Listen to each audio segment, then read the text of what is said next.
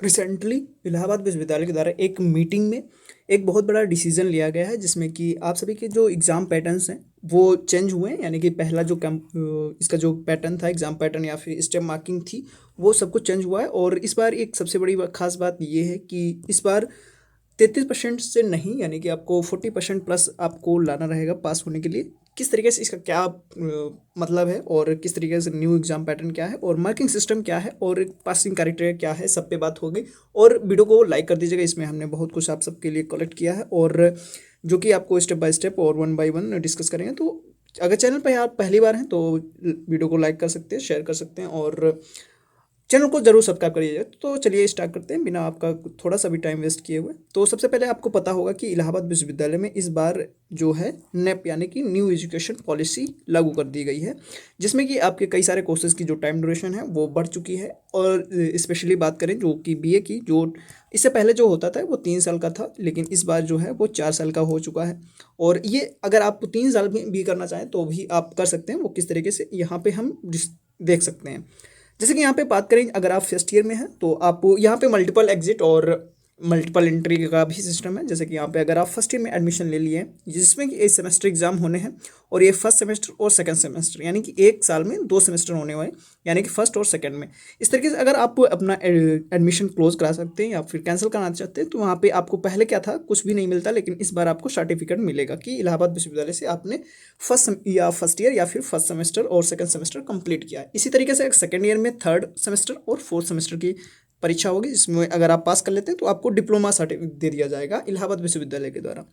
इसी तरीके से थर्ड ईयर में आपको फिफ्थ एंड सिक्स, यानी कि हर साल 2 ही सेमेस्टर देने रहेंगे, जिसमें कि आपको डिग्री मिल जाएगी, यानी कि आपको डिग्री लेने के लिए लायक हो जाएंगे। ठीक है, अगर आप यहाँ पे अपना जो भी एडमिशन क्लोज करना चाहते हैं तो भी आप कर सकते हैं। और वहीं पे अगर आप करना चाहते हैं कि आपका फ्यूचर प्लान है पीजी वगैरह करना है, नेट जेआरएफ वगैरह तैयारी करनी है, तो मैं आपको सजेशन करूँगा कि दूंगा कि आपको ये फोर्थ ईयर का ही करना चाहिए, क्योंकि इसके लिए आपका जो पीजी होगा वो 1 साल का ही रहेगा। अगर आप थर्ड ईयर में छोड़ देते हैं एडमिशन, तो यहाँ पे जो पीजी रहेगा वो आपको 2 साल का करना रहेगा। तो इससे मतलब है कि आपको यहाँ पे आप कर लेंगे तो ऑनर्स हो जाएगा। यहाँ पे फोर्थ ईयर है, जिसमें सेवन्थ और एट्थ सेमेस्टर रहेगा। अगर आप यहाँ तक छोड़ते हैं तो यहाँ पे सिर्फ आपको डिग्री मिलेगी, लेकिन अगर यहाँ तक आएंगे तो सिर्फ एक सब्जेक्ट में आपको स्पेशलाइजेशन, जिसको ऑनर्स बोलते हैं, वहाँ पे मिलेगा। ये ऑनर्स और ऑनर्स विद रिसर्च दो हैं। इसमें इसके ऑनर्स तभी मिलेगा जब आपने अच्छा स्कोर किया होगा बाकी के सेमेस्टर्स में या फिर बाकी के ईयर्स में, जिसमें कि 7.5 से प्लस आपका जो होना चाहिए। तो इस तरीके से था डिग्री। जो इसमें क्या रहेगा, मेजर माइनर का भी क्या कॉन्सेप्ट है। तो यहाँ पे 3 साल तक तो आपके ये जैसे कि यहाँ पे आप 3 सब्जेक्ट कॉम्बिनेशन रहे होंगे, ये सेकेंड ईयर में भी 3 सब्जेक्ट रहेंगे। और लास्ट ईयर जो रहेगा आपको एक ड्रॉप, जो आपका माइनर रहा होगा वो छोड़ देंगे। ठीक है, थर्ड ईयर में आपका एक छूट जाएगा, तो यहाँ पे 2 यानी कि जो मेजर सब्जेक्ट हैं वो बचेंगे। ठीक है, फिर लास्ट ईयर यानी कि जो फोर्थ ईयर है, वहाँ पे सिर्फ एक सब्जेक्ट बचेगा, जिसमें कि आपको ऑनर्स करना रहेगा, या फिर आप जो भी पीजी करना प्लान बनाया हो वो आप कर सकते हैं, या फिर जो भी आप रिसर्च वगैरह जाना चाहते हैं वो कर सकते हैं।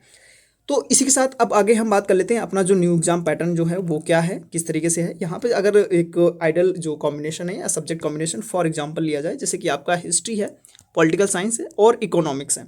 तो इसमें अगर बात करी जाए, जैसे कि आपने यहाँ पे चूज कर लिया कि हिस्ट्री हमारा क्या है, ये मेजर मान लेते हैं और इसको भी मेजर मान लेते हैं, और इकोनॉमिक्स को माइनर, यानी कि ये काफ़ी बच्चों को टफ लगती है तो इसको छुड़वा देते हैं। तो यहाँ पे तो इस तरीके से यहाँ पे आप इस इकोनॉमिक्स को छोड़ सकते हैं। ये 2 साल तीनों सब्जेक्ट पढ़ने रहेंगे, ये भी पढ़ना पड़ेगा, पॉलिटिकल भी पढ़नी पड़ेगी और इकोनॉमिक्स भी।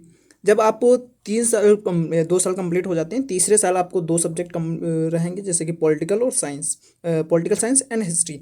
और अगर फोर्थ ईयर में अगर आप जो चाहें या एक ले सकते हैं, इनमें से कोई एक, ये आपका मेजर रहेगा। ये दोनों मेजर में से कोई एक चूज कर सकते हैं, इसको नहीं चूज कर सकते। तो इसमें आप ऑनर्स या जो भी आप करना चाहिए, ऑनर्स विद रिसर्च जो भी ये आप पे डिपेंड रहता है। तो इसी के साथ आप आगे बढ़ सकते हैं। हम और देख लेते हैं अपना जो मार्किंग जो सिस्टम है नया। इससे पहले क्या होता था, जो भी इंटरनल प्रैक्टिकल्स वगैरह नहीं होते थे। इस बार क्या है, एक आपका जो रिटर्न एग्जाम रहेगा ये मेजर सब्जेक्ट के लिए है।